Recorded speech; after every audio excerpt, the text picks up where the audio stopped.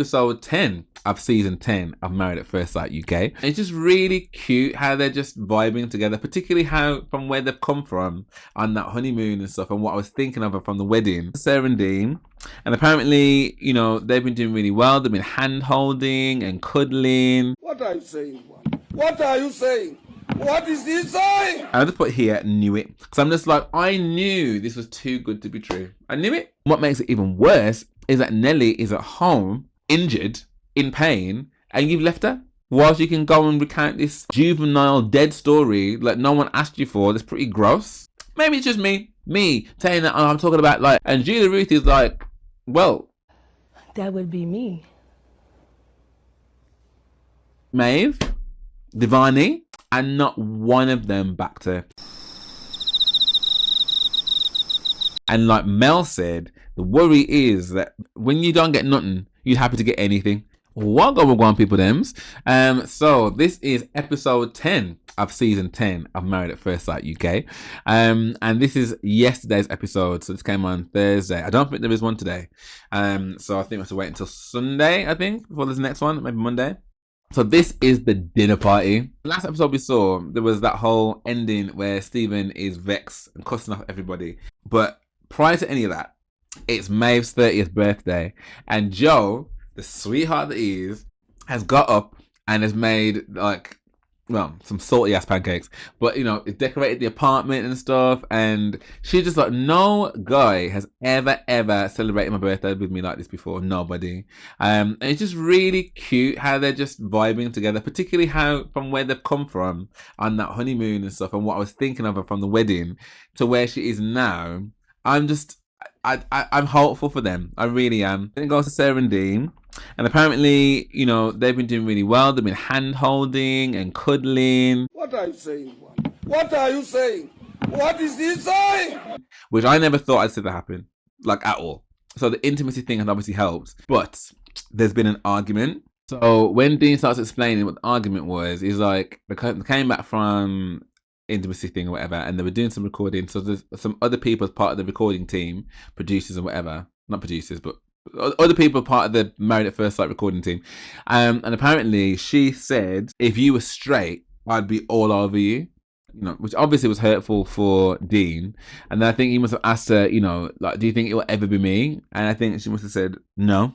Sorry, not sure. No, I'm not sure. What I'm struggling with is, if that's how you feel, and you've said already, I don't think it's going to happen, like, I'm not quite sure what she's apologizing for. Like, apologize for saying that you'd want to do something with somebody else.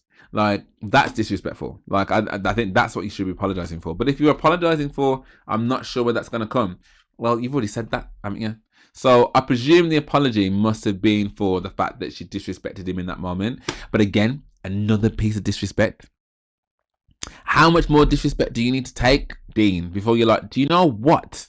You and all your tinking nice self, yeah, can really go and sit on several seats. Then it goes to Ashley and Grace. They've had some beef about some nails. So he said, you know, your nails look a bit overgrown. Maybe, you know, we're going to get your nails done. Initially, I was like, I think she's overreacted. I don't, he obviously doesn't mean, you know, it's the 1960s and he's like, you know, oh, go on and get your nails done, babe. Do you know what I mean? And come and get that meatloaf on the stuff. I don't think that's the vibe he's trying to give. But I'm also like, I don't even know why that even came up as a conversation. Like, because she doesn't strike me as a get your nails done kind of girl. Like, I mean, she might do, but she doesn't strike me as someone that even requires having that conversation. And then later on, we find out a bit more that he was talking about like French tips and stuff. And he's like, that's not really what I was saying. But yeah, at first I was like, she's overreacting, man. But then I'm just like, I don't know why he'd even say that. I don't know. Nate and Paul, I just put different pages still. Leah and Lee, they haven't progressed any further. You know, the bits and pieces they took from intimacy, nothing's been used. Nelly and Steve. So she's explaining the voiceover guy is explaining that she broke her rib, right? So she fell down and she broke her rib. But we also find out as well is that Stephen's dad, or his stepdad, is in hospital. Apparently, he was at the bar bragging about his life Like, so his nocturnal activities before he came on the show 2 weeks prior, and was talking about apparently some celebrity, some Z-list celebrity, who apparently he had a very, very, very nice time with. Apparently he stayed out with the boys all night, which people are finding disrespectful. And I think Nelly's saying that, look, I find it disrespectful that you stay out all night.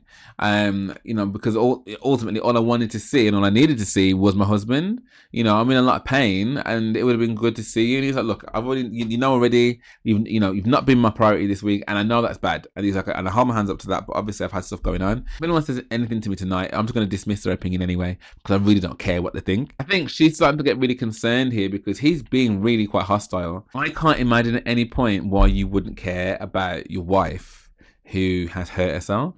Even if like something's going on with your stepdad and need to blow some steam, why would you not come back and make sure your wife's okay? It's not her fault. So yeah, I'm not sure about that. I just put here, knew it. Because I'm just like, I knew this was too good to be true. I knew it. I absolutely knew it. It's just a shame that it's unfolding the way that it is. So at the dinner party now then, Julia Ruth and Divani enter first, and it's a strong entrance, to be fair. They look vibesy. They definitely feel like they've turned a bit of a corner, even though the value thing was upside down. But they're showing a united front anyway. Same with Lee and Leah. Actually, they're talking about what they're going to do with their intimacy stuff, because they haven't used it yet. So they pinky promise that they're actually going to do something with it. Again, they look stunning. Look really, really good. Then Rebecca and Bailey come in. Strong physical and emotional connection that they've got going on there. Looking very good. Maeve and Joe, buzzing. They're absolutely buzzing together, vibing together. Paul comes in alone. Anita comes in alone. But again, they seem quite friendly and stuff, but there's just no vibe between them, man. There's just no vibe between them at all. Then Ashley and Grace come in, and then they start talking about the whole nail incident and stuff. And he's explaining that, like, again, she's taking it the wrong way. It's not what she meant. He really put his foot in it, but he's like, I didn't mean it like that at all. And then we hear about the dress. There's like a whole dress thing where, he had mentioned, have you got a dress to wear? Like, she looked nice, but because of where he knew he was surprising her with, he was like, I think a dress would be better. But she took that to be, first it's my nails, now you're telling me what to wear. So mind your damn motherfucking business, bitch! It's just very disjoined there. It's not very aligned at all. And his intention isn't coming out well. But again, he said he's not blaming her for that. He knows that it's how he's articulating it, but his intention is not to pee her off. Julia Ruth, I can't remember who she was telling or who she was confirming with anyway, that last night, the night before, Stephen, I don't even know what Raya is. This is basically a dating app, an exclusive dating app for celebrities, influencers, models, all of that. There's a strict no screenshot, no nothing policy basically. If you share it like I do, you get banned, but I don't care because I'm not a member anymore. I've never heard of Raya, but she's saying that he was at the bar bragging about how, he rallied some girl on Raya, and how he was talking about all of the exploits that happened with that. And Leah's like, cheeky B, because Leah's like, I'm going to talk to him, and Nelly's like, no, don't do that, because that's just going to make things really awkward for me, like it's going to get really angry. And the experts are like, and rightly so, this is like she's walking on eggshells, in fear of what his reaction is going to be, and it just doesn't look good at all. And again, I know there can be edits and stuff, but they can't edit what never happened. Do you know what I mean? Well, with AI maybe, but I'm pretty certain what we're seeing here is actually what occurred. So if I'm getting the story straight, he's at this bar chatting to all these people he's just met about how he had some amazing times with some rando person that we don't know 2 weeks before coming into the experiment, which in itself, if you're talking about things that happened before you came into the experiment, I don't think it's really a bad thing. Because you don't really know what's going to come. You might see it as your, night, your last bit of freedom or whatever. That to me, it's outside the experiment. What I think is inappropriate is that you're talking about the exploits of what happened with that person. Like, why does anyone need to know that? Why are you talking about that? And what makes it even worse is that Nelly is at home, injured, in pain, and you've left her whilst you can go and recount this this juvenile dead story like no one asked you for. That's pretty gross. Maybe it's just me. Well, it's not just me because Leah wanted to cuss him out there and then. So then they tell Nelly what Wagwan, and she is fuming, and she's just like, I knew it was too good to be true. You know, he's just trying to get out of this now. Like he didn't, you know. I think she's gone into exit mode. She feels as though that he wants to exit. I want to exit. I knew it was too good to be true. But then Lee goes over to talk to Stephen, and he's saying that, look, if you like how you're handling the situation right now, yeah, is not good. Right, and you can see from his face that he's fuming.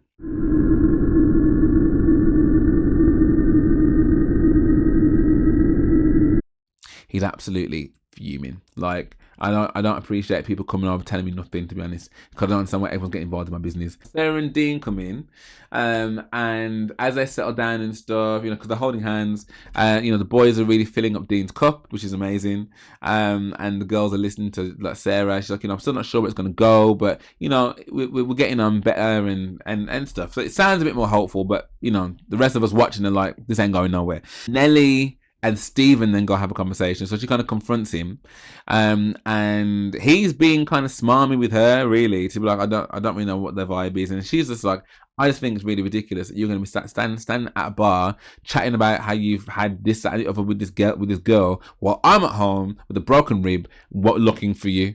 And he's like, I've already told you, yeah, that like I've had a lot going on this week. You know, I've had things going on with my stepdad, and stuff. So, you know, I'm talking about things I don't want to talk about, and like people are out here gossiping and stuff. That never happened either. I'm not out here talking about, you know, any kind of exploits with some random person. And then he kind of loses it, and then he's like, you know, who is out here? Oi! Who's out here talking about me? Saying that I'm talking about like what I did outside the experiment. And Julia Ruth is like, well, That would be me. that's what you said. And he's like, I never said that. He's like, yeah, you did. You did. You definitely did say that. And he's like, Maeve, Devani, like, you know, she's calling up all these people and not one of them backed her.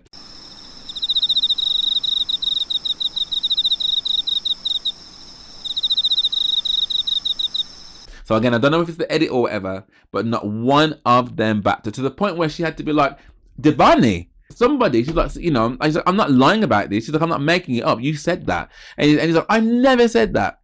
Then she goes, you said that she gave. I'm going to put this again blurred out. Mr. Krabs said, Patrick, don't do that. What was I to put that? So I was like, I think my actual reaction was, imagine you've pulled back in intimacy with the woman that you've been singing A Whole New World with, yeah? You pull back on intimacy with her. You've stayed out all night, bearing in mind as well that she's injured, got a broken rib, and now you're telling people about some conquest that you had and how good the things were, and then you want to lie about it. You want to lie about it. I don't envy the fact that he's had some bad family news, because that can really play with your head. But that doesn't justify that.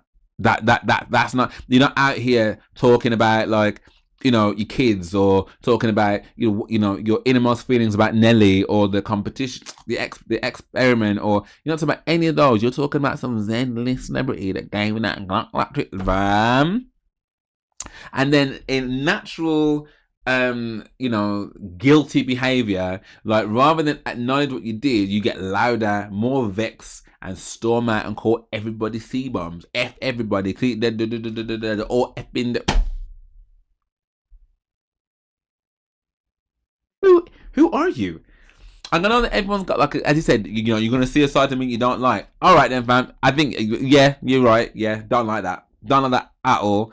And if anything, I hope that Nelly gets out of that situation, because it's already feeling a bit like, I don't want you telling out my business. I don't want someone coming to talk to me about nothing. I don't want you telling nobody nothing. I don't want anybody calling me out my bad behavior. And if anyone does call me out my bad behavior, it's you. I'm cussing for it. Don't like it. Don't like it at all. I put here, good on you, Julia Ruth. Yeah, good on you, Julia Ruth. I was like, that was ugly. That was a really ugly scene, that was. Kia and David come in, and they were like, what's happened? So Paul's trying to explain to them what happened, and I don't even think they really got it, really, the depths of what really went on. And then I like the line when they were like, because he was like, oh, you know, apparently he slept with some Z-list celebrity, and David was like, well, we all have. Oh, that was quite sick. Yeah, Nelly thanks Julia Ruth. Maeve and Joe are all giddy and excited and stuff, and I think he is quite happy to be saying that, look, you know, I was a little bit nervous about how things were going to be, like bearing in mind that like I've kind of retracted from that kind of party life and stuff, and actually, you know, having Maeve almost, you know, I didn't want to be the boring guy that was kind of like squashing her fun and stuff, but she was like, no, like that's the kind of vibe that I'm looking for anyway. So when he's complimenting her, she's really receiving it well, and it just feels like a really wholesome. Again, I don't want to speak too soon. I don't know how fiery she can be, and stuff. So you know, let's hope that continues. But yeah, at the moment, it's really, really cushy to watch. Sarah's talking about how she doesn't want to lead Dean on. So she's like, you know, I don't want to kiss him or anything like that. And then, you know, he then thinks there's something more than what's going to come from that. And again, I rate that because she doesn't want to put her foot wrong now, because there's so many things she's kind of put wrong already. So kind of, as much as it probably, again, I'm not seeing what the internet's saying, but I imagine there are people that are still vilifying her. And again, I don't rate some of the behaviour that I've seen at all. But I feel like if you're at least trying to be a better person and really gauging what your actions might mean for someone else, I think that's a learn, right? That's growth. So rather than just cancel her altogether, if someone can actually modify their behaviour, that's got to be better. Whether or not she's doing it just for the cameras and she's doing it so people can like her, I think that's up for debate. But, you know, at least she's doing and saying the right things a bit more now. Aside from, you know, if you were straight, I'd be all over you. Nate and Paul can't communicate. Like, you know, when he asked her whether she wants some wine around that table, no. You best believe that's the last thing I'm offering you. You think you're going to give me a no like that, man? But then, that is a creature of his own making. Do you know what I mean? The whole scenario that you've brought this on, because I don't think she would have been so hard faced to you if you had shown that humility and that genuine interest in her. And so obviously Stephen's stormed out, like, you know, and I think Bailey gone out to see if he's all right. Obviously, as the dinner parties continued and stuff, Stephen then returns, and again he returns in the most aloofy, kind of nonchalant, like I'm not bothered kind of way, when really you really are still, and you know, you're still giving Gyp to Nelly, and I'm just like, you've really shown yourself up here. You know, you cuss up everybody, you call everybody C-bombs, like you've not really given Nelly the time and the space to really understand what she's saying, because you've just been defensive. And now you're coming back with this kind of attitude, like yeah, so yeah, I'm blessed, man. I'm good. You good? I'm good. Shit. Is that what we're doing? Is that what we're doing? Okay. And then what I really love is that Lee stands up, because I think Nelly's trying to explain as to why she's upset and stuff, and he's, you know, rolling his eyes and, you know, like, you know, head in his hands, and so Lee's just like, you know, I think it definitely is crazy, and he's like, yeah, exactly, and she's like, no, not for you. For how you're treating Nelly right now, because she's trying to explain to you how she feels, and you're being so like disregarding and stuff, like it's nothing. Being really passive aggressive when she's trying to explain. Anyway, Honesty Box comes out. Joe. Oh, sorry. So that's when Joe explains about the party vibes and stuff. So that's the reason he explained about that, about, you know, the retracting from party life and stuff. And then Maeve calls him literally the best human. Devani asked Julia Ruth whether we're on the same team, and she says no. Last week and today, so I think she feels as though that, like, you know, what's gone on previously and what's gone on today would indicate that they're not really on the same team. Now I don't know whether he's then seen this as another slight against him, but he's like, yeah, same. Well, it's what it is. You know, we should talk about these things. We should talk about these things that are important to you and what is important to me, because there has to, for there to be any continuation of this, there has to be a meeting in the middle, surely. So when you're asking if we're on the same page, and I'm like, we're not, and then you're like, say, it is what it is. That doesn't say to me that you're willing to work on why we're not and to get where we need to get to. That's just you saying, safe, cool, no props, cool. Do you know what I mean? Anita gets asked, you know, why didn't you want to come to the dinner party together? And she's like, I didn't want to give you the wrong impression. To be quite frank, like I don't, you know, I need to know what's going on from now. I need to know where I stand. Do you know what I mean? Like, and if you can't give me that or tell me that, like, I'm not going on a dinner party with you. He's trying to say that, like, yeah, but what you're expecting of me in a 2-week period is not going to be the same in a 10-week period. So you just need to give me some time. And she's like, but I don't know whether within that time frame that's even going to happen. You're not giving me any confidence in that. Yeah. So then the conversation about Grace and Ashley come up again, and it gets explained a bit more about the fact that he mentions about the French tip, how he likes a French tip, and then the dress. But I think the way in which it's getting, like, the narrative that's getting pushed in a way is that he is this guy that wants to tell you about which tips you're going to wear, when you're going to get your nails done. You best go upstairs and change that dress. And he's like, I've never been that guy. He's like, I never would be that guy. He's like, that's just not the way in which any of that was meant at all. And I think she's understanding that that's not the case. But I think the way it's landing still is not. The communication is still not quite good. Rebecca and Bailey, she asks him on a scale of 1 to 10, like 10 being like in love, like where are you? And he's like a strong 9.5.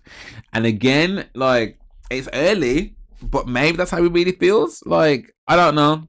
It's difficult with these shows now to really know who's really saying what to, you know, have genuine connections, or who's saying this kind of stuff so they can get, you know, deals and, you know, be more relevant once the show's finished. So I don't know. That seems really soon to me to hear someone say I'm a 9.5 of falling in love after 2 weeks.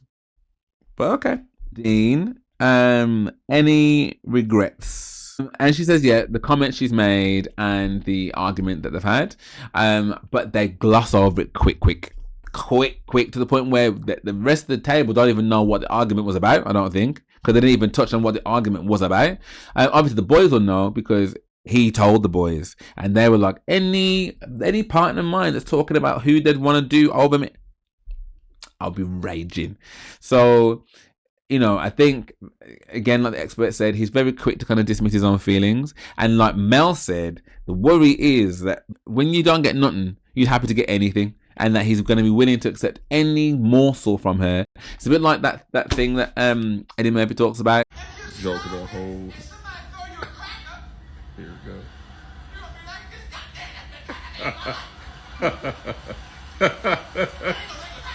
go. Such a basic thing that he might get from her, that he's willing to take it. It's like, that's so sad, man. That's so sad. And again, I'm not all the way blaming her, because it comes down to who they matched him with.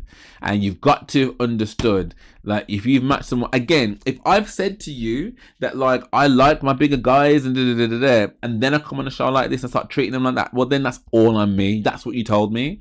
But if I've never indicated to you that's the thing, even if it's something that, like, I've never had before, that's the difference between saying, oh, you know, someone who is a party boy and someone who works in a library. Do you know what I mean? Like, those kind of differences, okay, cool. But for me to be, you know, have the physical reaction of wanting to lay that like that, you can't just do completely rando like that. Without at least giving me some thoughts. So it'll be interesting to know, what did she put on that form? And then Nelly and Steven, he's like, do you trust me? And she's like, I don't know. Which I think is generous. And I think it's a shame, because you see all that good work that he did. You see all that build up. Yeah, he just incinerated all of that, because it's like, well, I don't even know who you are. Which I think, and this essentially is what she says to him the following episode, for the preview of the commitment ceremony, where he ends up bawling. Like, you know, I don't know whether that's just a culmination of all the things that are going on for him, and missing his kids, and, you know, what's going on for him and his family in terms of his stepdad being ill, or whether it's the guilt that's eroding him and how he's treated Nelly. But either way, he gets emotional. And I just feel like it's so sad to see it go out like that, because they were definitely not the couple that I was expecting to see any of this from. Like, any of that, like, to see that kind of outburst, and to see the kind of, or to hear the kind of things he's talking about. Like, why are you talking about them? I don't want to, like, it's just the embarrassment of knowing as well that other people have heard this and then been feeling sorry for me. Don't put me in that kind of situation, man. Like, so yeah, I this show I just find so interesting. And again, one of the key things for me is just human behavior, like how different humans can interact with other people, especially when it comes to matters of the heart. And I don't know, just the pitfalls and the problems that will naturally come with doing something as crazy as this. But then the things that people bring onto themselves, that's the thing I just don't understand. Like, where in your locker were you hiding that? And it's only now that we're seeing it. You know, it's just, yeah, this has been crazy already. But I think if I had to predict from this point on who I think is going to make it, yeah, the only ones that I guess I'm remotely hopeful for are Joe and Maeve. I still think Grace and Ashley have got a good chance, because there are some really good fundamentals there. If they're going to iron out this communication thing, like I think there could be some good stuff there, because when they're laughing together, it's beautiful to watch. Who else? I don't think there's anybody else. Anita and Paul, shit, like I think he's too aloof for her. Like, so unless he just changes his whole personality, which I don't think he's gonna do, that's dead. Liam and Lee, again, I don't see that. I don't see it. I don't even think she really likes Leah. I really don't.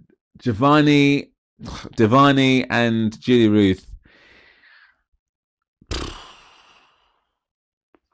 It's just, do you know what I mean? Nah. Oh, sorry, Kia and David. Like, I think they're probably Kia and David are probably the only ones. And Maeve and Joe, who I'm really like, I can see something. But again, when something burns too quick, you know, it can burn out. So I don't know, but my fingers are crossed for them too, at least. But yeah, let me know what your thoughts are, particularly for the next episode. Have you got sympathy for Nelly? Have you got sympathy for Stephen? Anyone got sympathy for Stephen? Again, what do we think of Sarah and Dean? You know, do we think she's going to continue just disrespecting him? You know, are we now in a feel sorry for Sarah camp? Yeah, let me know what your thoughts are in the comments below, because as I said, I have watched all of it within the last couple of days, and I'm just like, wow, things turn sour quick. But yeah, let me know what your thoughts are. If you did enjoy this, then do drop me a like and subscribe. That'd be amazing. Thank you very much. And if you do want access to my reactions before they come to YouTube, then please do head over to my Patreon, which is a great way to help support the channel, and it's a great way to connect with me more as well. But yeah, for now, thank you for watching, and I hope to see you on the next one.